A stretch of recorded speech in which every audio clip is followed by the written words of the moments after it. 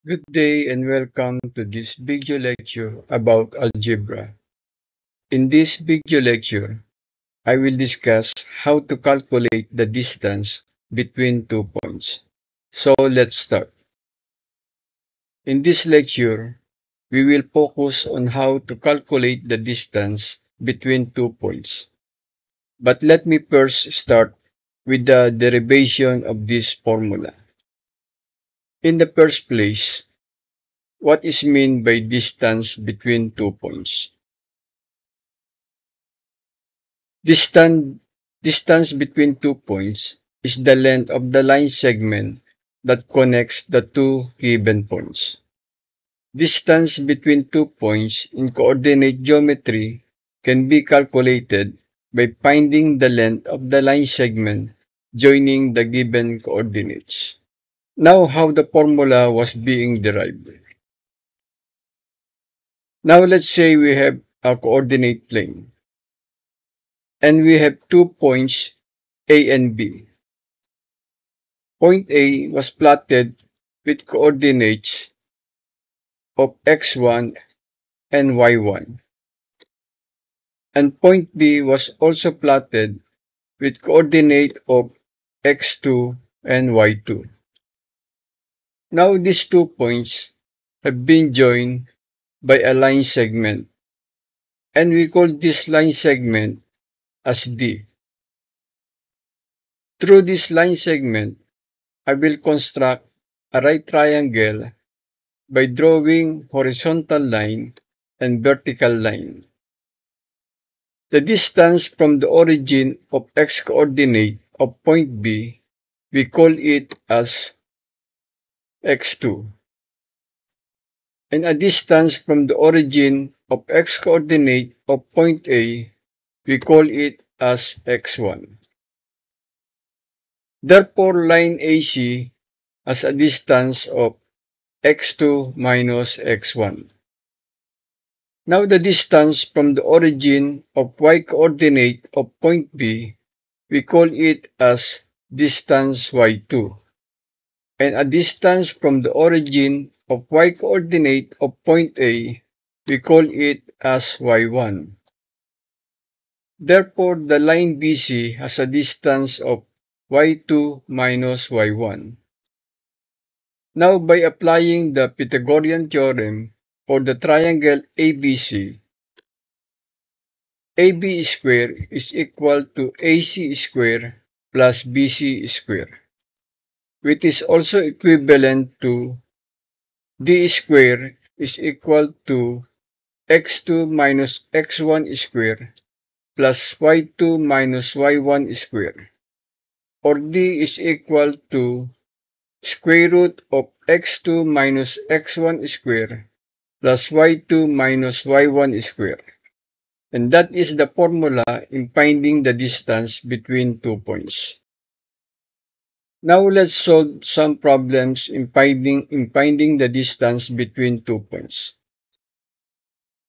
Let's say we have point 1 with coordinate of 1 and 2 as x1 and y1.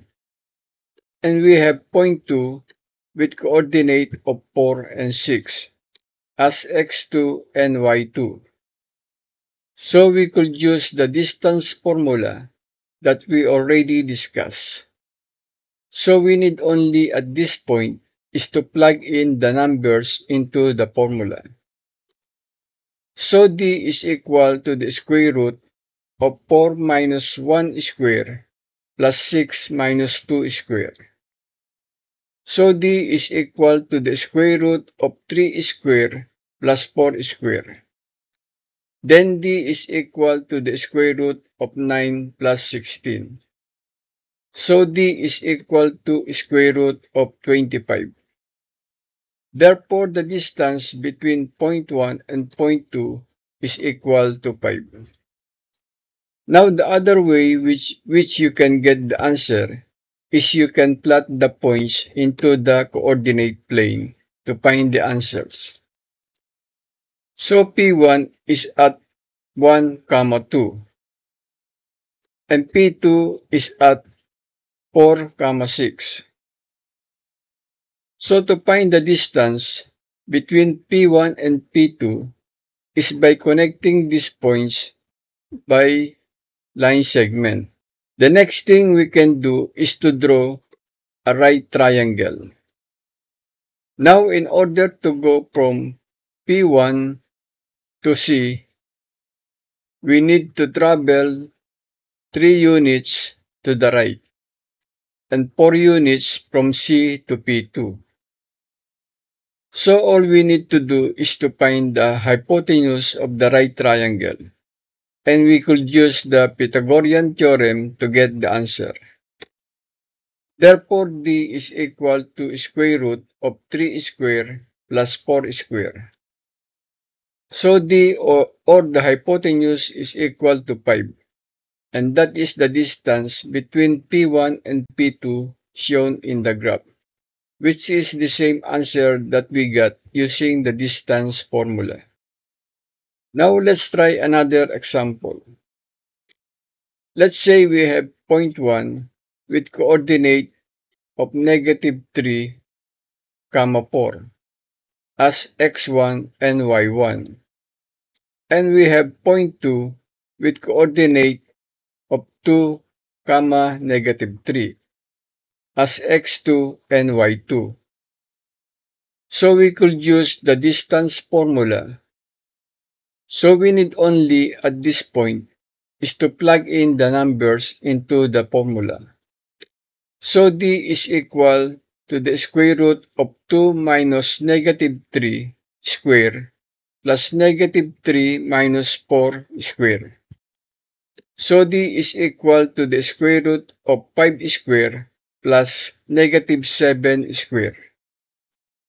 Then D is equal to the square root of 25 plus 49. So D is equal to square root of 74.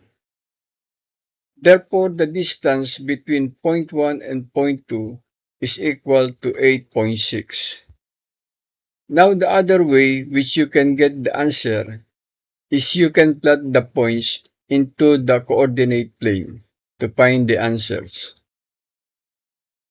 So P1 is at -3, 4 and P2 is at 2, -3. So to find the distance between P1 and P2 is by connecting these points by a line segment. The next thing we can do is to draw the right triangle. Now in order to go from P1 to C, we need to travel 5 units to the right and 7 units from C to P2. So all we need to do is to find the hypotenuse of the right triangle, and we could use the Pythagorean theorem to get the answer. Therefore, D is equal to square root of 25 plus 49. So D or the hypotenuse is equal to 8.6. And that is the distance between P1 and P2 shown in the graph, which is the same answer that we got using the distance formula. Thank you.